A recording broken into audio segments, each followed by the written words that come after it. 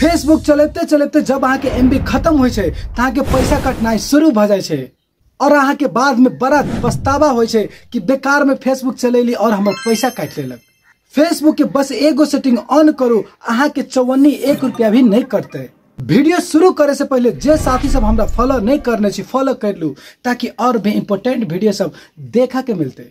Facebook पर आके ऊपरी 3 डॉट पर क्लिक करबे, सेटिंग पर क्लिक करबे, स्क्रॉल डाउन करबे, मीडिया पर क्लिक करबे।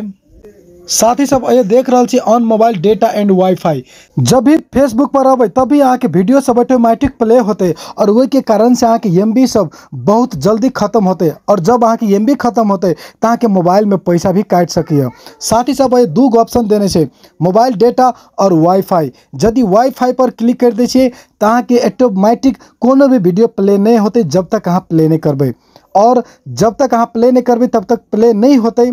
और जब वीडियो ऑटोमेटिक प्ले नहीं होते तो अहाँ के एमबी बहुते कम खते, और जब अहाँ के एमबी जल्दी नहीं खत्म होते तब अहाँ के मोबाइल में के जो पैसा है वो नहीं कटते। मोबाइल डेटा पर से हटा के ओनली वाईफाई पर टिक लगा देवे तो अहाँ के मोबाइल में के एमबी और पैसा दोनों नहीं खते। वीडियो हेल्पफुल लागल है तो एगो लाइक एगो शेयर अवश्य करब। Thank you so much.